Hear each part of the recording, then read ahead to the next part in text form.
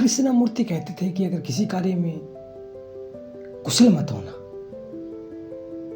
क्योंकि जिस कार्य में तुम कुशल हो जाते हो बेहोश हो जाते हो, होश की कोई जरूरत नहीं पड़ती। जबकि आप मनोवैज्ञानिक से पूछें तो वो कहेंगे कि जितना कुशल हो जाओ उतना अच्छा, क्योंकि अपने आप होने लगा फिर यंत्रवत। तुम जूते पहनते हो, उसमें होश रखने की क्या जरूरत है? यंत्रवत होता है, अपने आप पहन लेते हो। चले जाते हो कहीं तो होश की थोड़ी जरूरत है, पैर अपने आप चलने लगते हैं। क्योंकि जिस चीज में तुम कुशल हो जाते हो बेहोश हो जाते हो। अगर होश चाहिए तो कुशल मत होना, होश को बढ़ाना। धीरे धीरे हर चीज आदत बन जाती है, कितनी बड़ी हो, और उसमें फिर होश रखने की जरूरत नहीं पड़ती। जिस रास्ते से तुम दिल्ली गुजरते हो तो उसमें होश रखने की जरूरत नहीं, यंत्रवत होता है। ऑफिस से घर, घर से ऑफिस, होश की क्या जरूरत है? लेकिन सोचो बहुत अंधेरा हो और ऐसा रास्ता हो जहां होश की जरूरत है, जहां बोध की जरूरत है, तो तुम्हें होश रखना पड़ेगा कि पता नहीं आगे खतरा हो कि नहीं हो। होश रखना पड़ता है। सोचो एक पट्टी है और आपको कहे जी कि इस पट्टी से आप गुजर जाओ, तो आप गुजर जाते हैं। लेकिन अगर वही पट्टी 10-20 मंजिल के ऊपर रखी जाए तो, और कहे जाए आपको गुजरना है, तो आपको होश रखना पड़ेगा।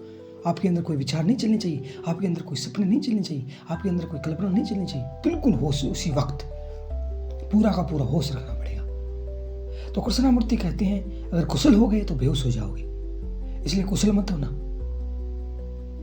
इसलिए तो शुरू में तुम गाड़ी सीखते हो तो आपको पता है होश रखने की जरूरत है। इसलिए शुरू में अगर गाड़ी सीखते हो तो मजा आता है सीखने का।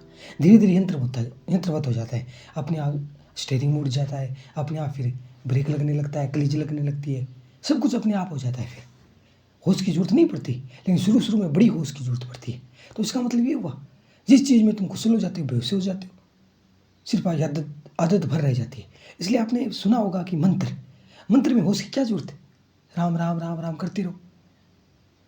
रटता तो तोता भी है राम राम राम राम, लेकिन उसमें बोध थोड़ी है।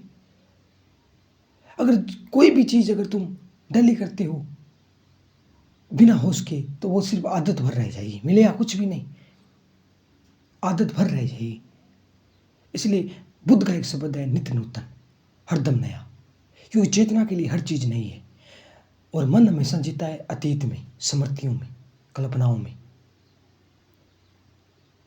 तो नियम बना के मत चलना कि मैं आज इतना ही भोजन करूंगा, कि इतना ही ये करूंगा वो करूंगा, क्योंकि नियम से आदमी बुद्धिहीन जीता है।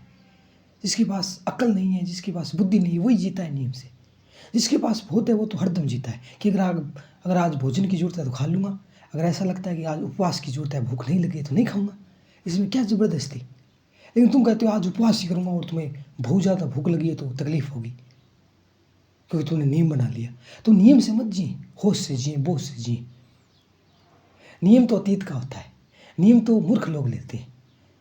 अगर आपको लगता है कि आज भोजन करना ठीक है तो करें, भूख ज़्यादा है तो करें, और आपको लगता है कि नहीं आज भूख लगी नहीं है तो मत करें।